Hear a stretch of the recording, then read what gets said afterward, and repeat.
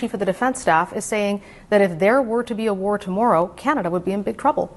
Yeah. Isn't that on you after 8 years in power? Everyone is in big trouble because we have been shipping, all of us as allies, as NATO allies, shipping massive amounts of ammunition to Ukraine right now because Ukraine is on the front line of defending not just their own territory, but the international rules-based order. And that's why we are so unequivocal on Ukraine is the best way to protect our future as a country and our system of democracy. This is my video update on this Wednesday, midday, December the 27th. Let's talk about some news.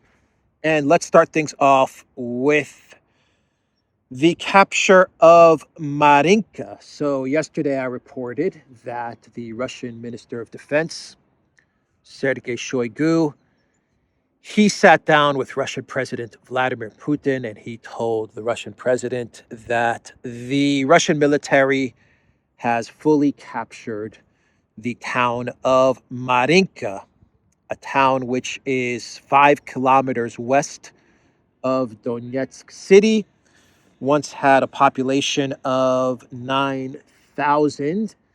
And over the last 9-10 years, this town has been heavily fortified by NATO and the Ukraine military. And it was a town that was used to launch missile strikes against Donbass. And now this town has been completely captured by the Russian military. And yesterday in my video update, I said that once Shoigu announced the capture of Marinka, Zelensky came out right away and denied the capture of Marinka. Well, Zaluzhny, the top commander for the Ukraine military, he gave an interview yesterday and he contradicts Zelensky. And he came out and said that Marinka has been captured by the Russian military. Ukraine confirms retreat from key Donbass town. Kiev's top general has acknowledged Russia's capture of Marinka, saying his forces pulled back to the outskirts. Now, in my video update yesterday, I mentioned not only that Zelensky denied the capture of Marinka, but I also mentioned that up to this day, Zelensky has still not acknowledged the fall of Bakhmut. So keep that in mind when I read you Zaluzhny's statement that he made yesterday. And I quote, "This is exactly the same as it was in Bakhmut, street by street, block by block, and our soldiers were being targeted, and the result is what it is," Zaluzhny said. "This is a war. So the fact that we have now retreated to the outskirts of Marinka and set up positions behind Marinka in some area is nothing that can cause any public outcry. Sadly, this is what war is like." So not only does Zaluzhny contradict Zelensky with Marinka, but he also embarrasses Zelensky with his statement on Bakhmut. This is exactly the same as it was in Bakhmut.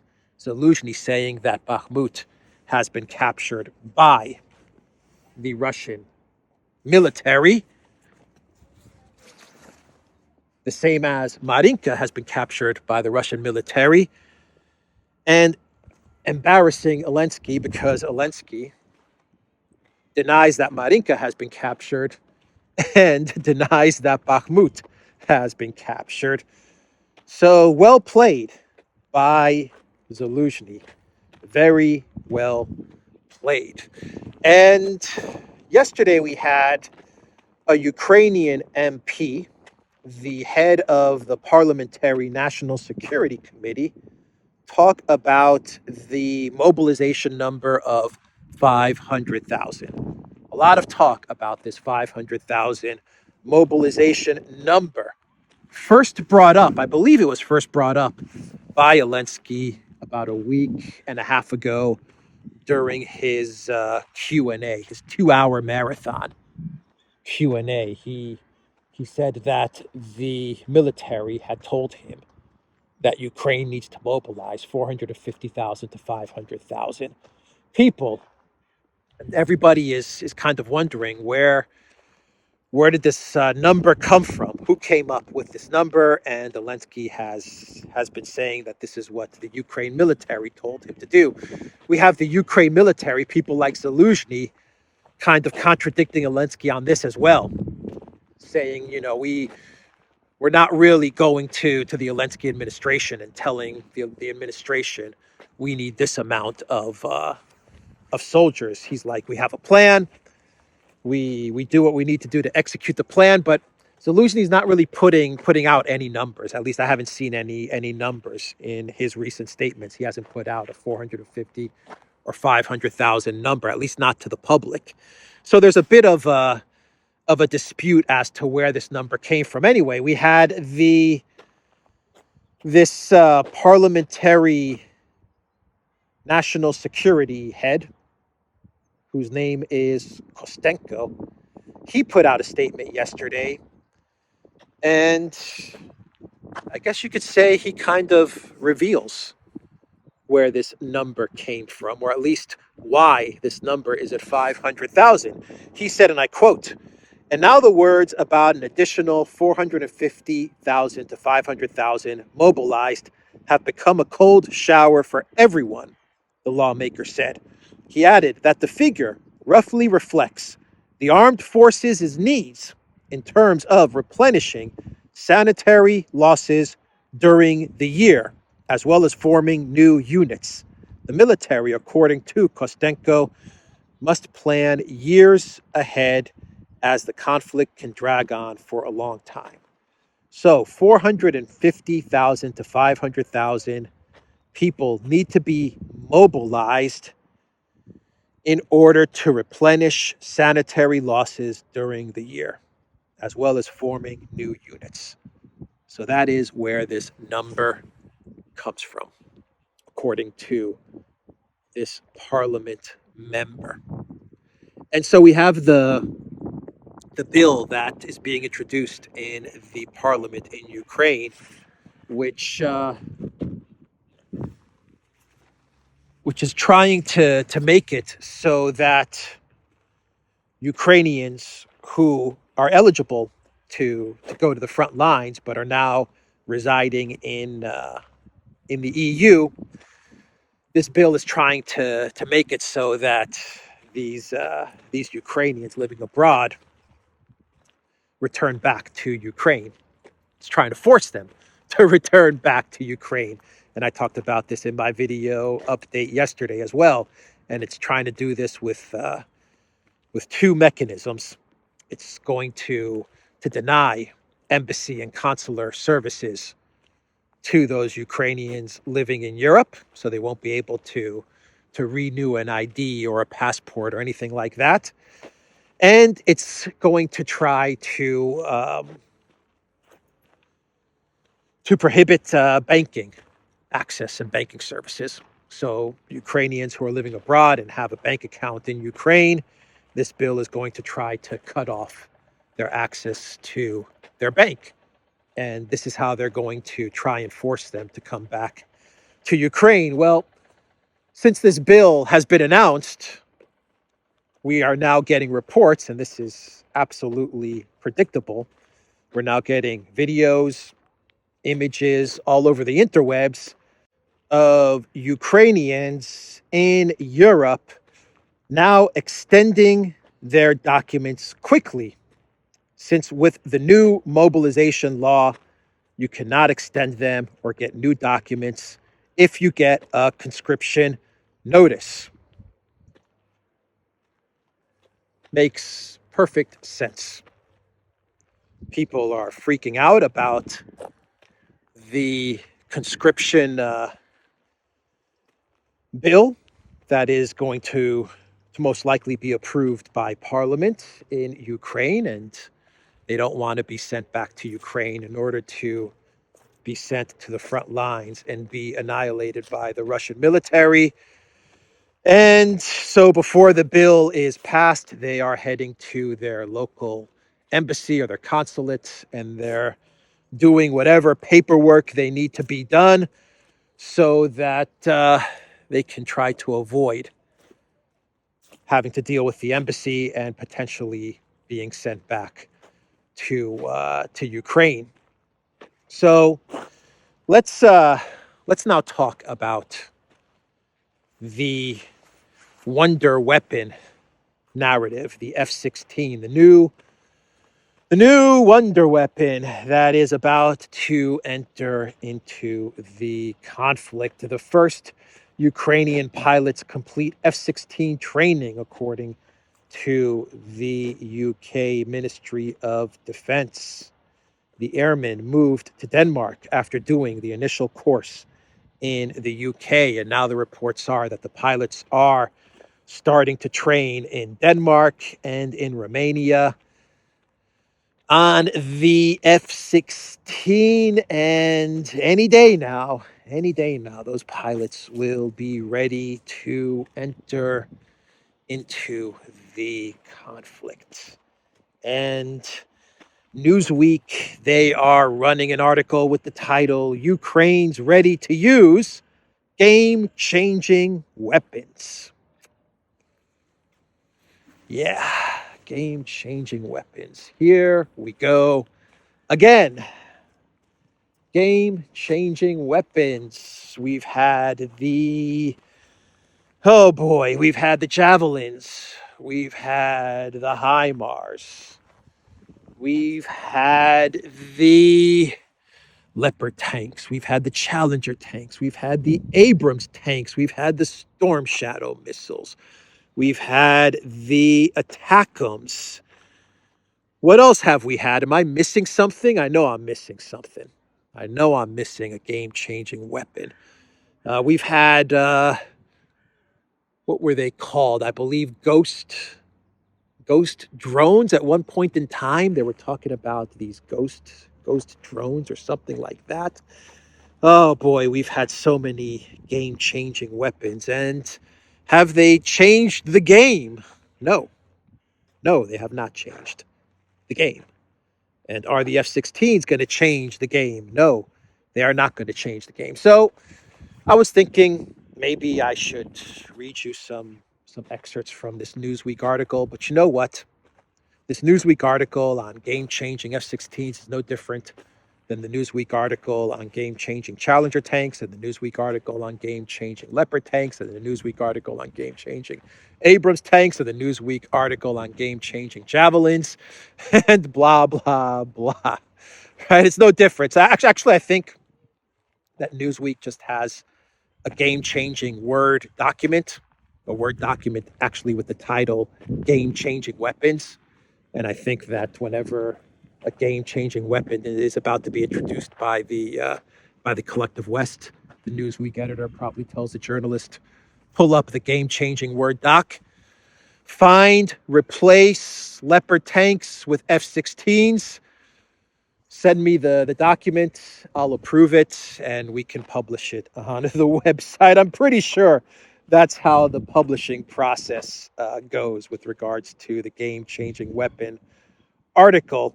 But the comments underneath this article were pretty interesting, because what the comments told me from this Newsweek article is that a lot of people actually buy into the game-changing weapons narrative, even to this day, 2 years into this conflict, seeing that every single game-changing weapon has made zero difference in this conflict. People still believe that this weapon, this will be the one. The F-16s will be the one. So let me read you 2 comments, even though there were a lot of comments about the fact that this is going to change the conflict. This is going to lead to the downfall of Russia and the victory of Ukraine. Let me just read you 2 comments, which prove the point that collective West propaganda, it really works, and it works very, very well. So here's a comment from Nick from this Newsweek article. Day 671 of the failed 5-day invasion of Ukraine What are Putin's achievements? He destroyed the fantasy that Russia was a world power, destroyed the Russian economy and army. He became a genocide and war criminal. He got his mercenary leader to want to overthrow him. Crimea put at stake by losing the Black Sea Fleet. His attempt to use energy exports as a weapon backfired, losing the European market. He managed to that almost all former Soviet countries start moving away from Russia and heading west. He ordered the death of the creator of the trolls. I don't even know what that means. Managing to ruin his own propaganda. Okay, he managed to increase the Russian demographic crisis with women refusing to have children. He managed to turn the Ukrainian army into one of the most trained and armed in the world. He managed to make NATO grow, and he won't stop until Russia disappears from the map. So that's one of the most popular, most upvoted comments in this F-16 game-changing Newsweek article. I think this is the most popular, the most upvoted comment on this article. Coming from Dragon Duck. Afghanistan beat both the US and the Soviets by prolonging the conflict. The Soviet Union was much stronger than Russia is now. Russia is performing much worse in Ukraine than the Soviets did in Afghanistan.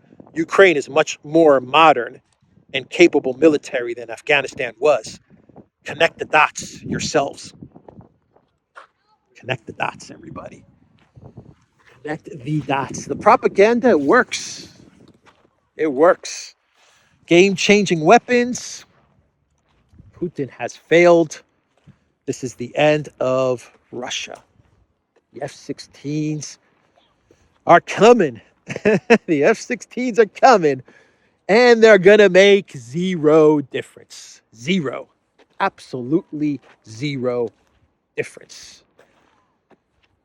Actually, they're going to probably damage the conflict, the position of Ukraine even further, because once those F-16s start getting shot down by the Russian military and the images and the photos start hitting the interwebs, boy, are a lot of people going to be very, very defeated and deflated. So right now there's a lot of hope. There's a lot of hope that these F-16s, this is going to be the wonder weapon. But in a month or 2 or 3 or 3 months, when those F-16s start coming down and hitting the ground, perhaps with NATO pilots even in them, boy, is it going to be pretty bad for the Zelensky regime. Because let's be honest, after the F-16s, is there any other wonder weapon in the pipeline? Not one that I can think of. I mean, that's it. We're coming towards the end of the wonder weapon narrative. A journey that did indeed start with javelins. I believe the javelin was the first wonder weapon. A journey that started with the javelin is going to end with the F-16. Unless they can think of another wonder weapon. But to be honest, there's not a wonder weapon in the pipeline right now. At least the media hasn't cooked up another wonder weapon to talk about in the future once the F-16s have been destroyed by the Russian military. Anyway, let's all of this narrative stuff, by the way, before I get into some of the stories about the Russian frozen assets, all of these narratives about the F-16s, the wonder weapons, the landing ship that was hit yesterday, which, by the way, has been destroyed. It has been confirmed that ship has been destroyed. Actually, it was the second time that ship has been hit. This ship that was docked, it was the second time that it has been hit. The first time it was hit, the Russians fixed it up. Then it was hit again. So it looks like this ship has some pretty bad luck. But the whole landing ship thing, the destruction of the Russian Navy, the F-16s coming into action.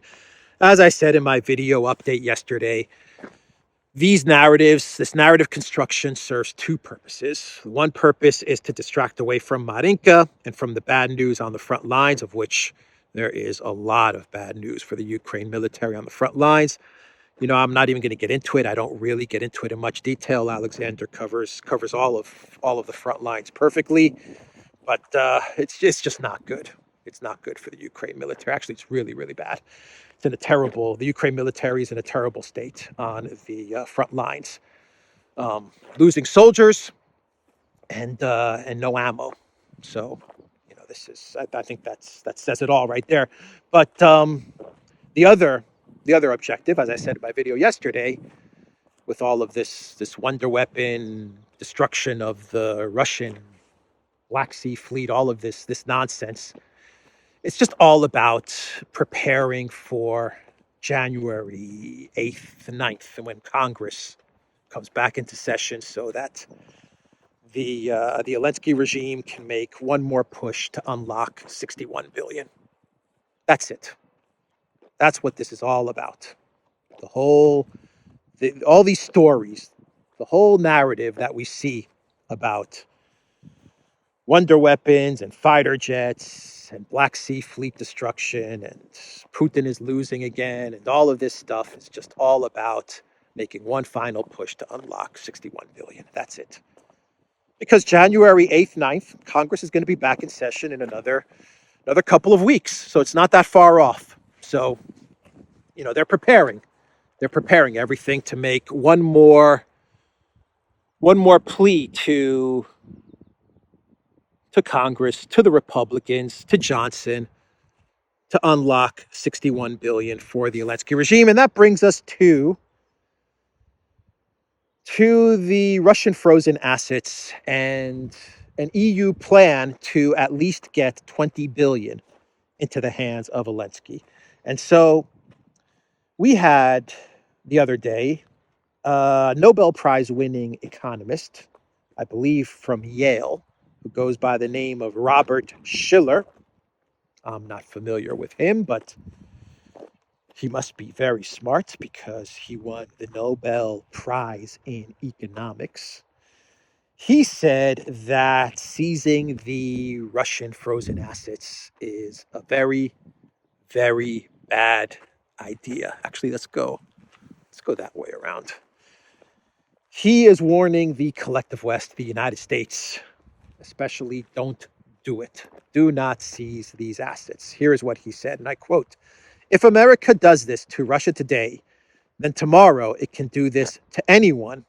This will destroy the halo of security that surrounds the dollar and will be the first step towards de-dollarization, which many are increasingly confidently leaning toward, from China to developing countries, not to mention Russia itself," the economist warned. "I can't convince myself that this confiscation of Russian assets is the right way," he explained. In addition to the fact that this will be confirmation for the Russian leader that what is happening in Ukraine is a proxy war, it could paradoxically turn against America and the entire West, Schiller explained, adding that the situation would likely turn into a cataclysm for the current dollar-dominated economic system. So, I mean, that's about as strong a warning as you can get to the Biden White House. Bro, I know you want that 300 billion. I know you want that 300 billion really, really bad. Don't do it. Don't do it. You take that 300 billion, you demolish the trust in the American dollar, and then we're all effed. I mean, that is about as strong a warning as you can get.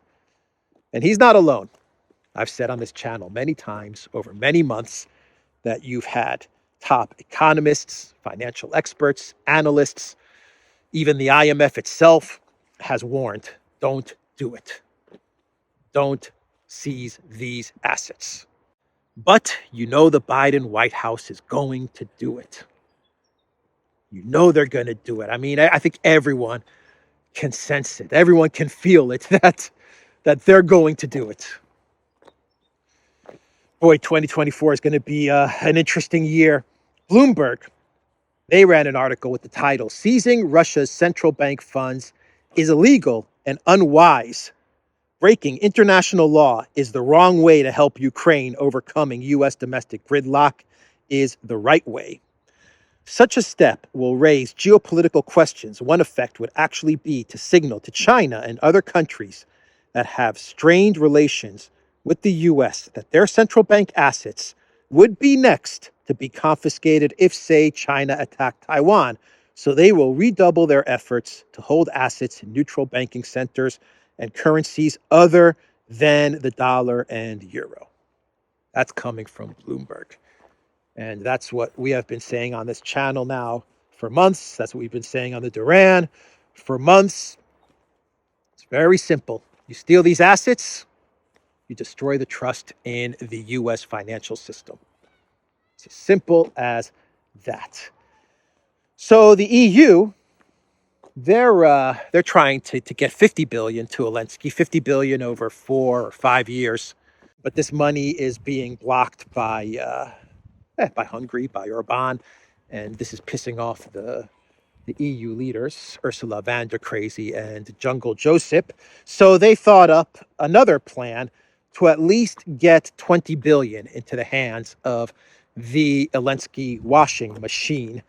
And the Financial Times is reporting the EU readies a 20 billion euro plan B to fund Ukraine. Debt-based scheme would sidestep Hungary to quickly release money to Kiev. So I think the title says it all. What the EU is going to do is that they are going to go into debt in order to get 20 billion to Ukraine and to sidestep Hungary's veto of the 50 billion. Here is what the Financial Times says in their article. The EU is preparing a backup plan worth up to 20 billion euros for Ukraine, using a debt structure that sidesteps the objections of Hungary's Viktor Orban about funding the war-torn country. After EU leaders failed to agree a proposed 50 billion four-year package for Ukraine earlier this month, officials have searched for alternatives to save Kiev from a looming budget crisis if the bloc's differences cannot be resolved. Officials involved in the talks said one model, funded by debt, has gained traction as the most practical way to provide support if Orban refuses to drop his veto at a planned summit on February the 1st. That sounds like a winning plan, doesn't it? Take on debt to fund a losing war, a war that has already been lost, that everyone agrees has been lost. Take on debt in order to fund that lost war. Well, maybe it hasn't been lost because those F-16 wonder weapons, they may change everything, right? But I mean, this is taking out a new credit card in order to pay off another credit card, right? I mean, just absolute nonsense. Money that the EU does not have. The EU doesn't have this money. EU member states do not have this money. The entirety of the European Union is essentially in a recession. Anyway, the Financial Times says this scheme would involve participating member states issuing guarantees to the EU budget, enabling the European Commission to borrow up to 20 billion euros on capital markets for Kiev next year. People briefed on the talks said the precise terms are still under discussion, and the final amount would be set according to Ukraine's needs, they added. The arrangement is similar to the structure used in 2020 when the Commission provided up to 100 billion in cheap financing to EU countries for short-term support schemes during the COVID pandemic. Some countries, including Germany and the Netherlands, would need parliamentary approval for national guarantees, a process that officials hope could be completed in time to provide aid to Ukraine by March. That should provide enough funding to Kiev to avoid having to resort to monetary financing, where the government would print money to sustain its deficit and risk inflation spiraling, they added. What a disaster. What a disaster Project Ukraine has become for the European Union. And instead of just admitting defeat and just calling it quits. Game over. We lost. Russia, you won. No mas. Nope. They're going to take on debt in order to try and keep this thing going. Unbelievable. Anyway, let's now talk about Trump and Nikki Haley. Let's do a quick segment about Trump and Nikki Haley, and then we'll get to our clown world. So Donald Trump Jr., he said in a statement the other day that he will go to great lengths to make sure that Nikki Haley won't be Trump's VP. Very good. Very, very good move from Trump Jr. Yeah. Make sure that Trump isn't tempted by the neocons to appoint Nikki Haley as his vice president. So that's a bit of welcome news from the Trump camp. And the New York Times, they put out an article with the title, "A Trump Conviction Could Cost Him Enough Voters to Tip the Election." Giving the game away, the New York Times. Telling everybody what all of these indictments and court cases are all about. Can we get at least one conviction on Trump so that it will be enough to swing the votes that we need in order to re-elect Bidenopoulos, Greece's favorite son? Anyway, Navalny was found, by the way. Alexei Navalny, Russian opposition leader, found. The Kremlin critic, Alexei Navalny, is alive and being held in a penal colony in Siberia, according to his spokeswoman. "We found Alexei Navalny," Kira Yamish said on the 25th of December, adding that he was now in northern Russia. The Navalny mystery has been solved. He has been moved to a different prison, a penal colony in northern Russia. So I wonder if Blinken is now breathing a sigh of relief now that Navalny has been found, because the U.S. Secretary of State was very concerned about Navalny. So let's do a clown world, and we will wrap this video up. Politico, they had their 2023 backhanded awards. This is Politico's attempt at political comedy. And I have to be honest with everybody. I didn't find these awards to be very funny, even though Politico, they took shots at Vander Crazy and Burrell, Greta Thunberg, even the Greek Prime Minister Mitsotakis, Giorgia Meloni. But I didn't find these 2023 backhanded awards to be funny at all, actually. So let me just give you some examples of what Politico is getting at with these awards. The best performance by a German pretending to be president of Europe, the winner, Ursula von der Leyen. Poor Ursula von der Leyen. Try as she might, not just to project power, but to wield it, the European Commission president runs into a brick wall. Okay, best Russian playing a Russian. Winner, Vladimir Putin. No one knows how to play Europe like Vladimir Putin. Just when you think you've kept him from kicking in the front door, Germany, he already entered through the back. Bulgaria. Sure, the sanctions are a big nuisance. But with a little help from his European friends, the economy is still whirring, by Putin's own account, at a growth rate of 3% in 2023. Okay. I just don't understand the comedy in all of this. The Borat Award for Diplomacy, Joseph Borrell. If there's one thing Europeans have been able to count on from Joseph Borrell since he became the EU's foreign policy czar in 2019, it's that he never misses an opportunity to put his foot in his mouth. Okay? Anyway, Greta Thunberg got the How Dare You Award, and Georgia Maloney got the Best Hobbit Playing a Fascist Award. Mitsotakis, the Greek prime minister, got the Lives of Others Spying Award. I don't know. Anyway, that's Politico's Backhanded Awards 2023. Now let's get to a real clown world. A real clown world here, and that is Justin Trudeau via the New York Post. Tampons now offered in Canadian Parliament men's bathrooms under Trudeau's new policy. December 26, 2023. I take it that's real. I take it that is real news from the New York Post.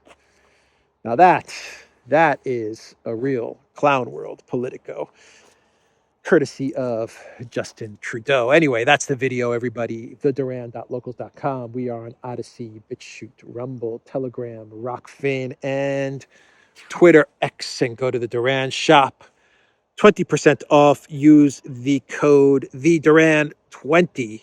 Take care.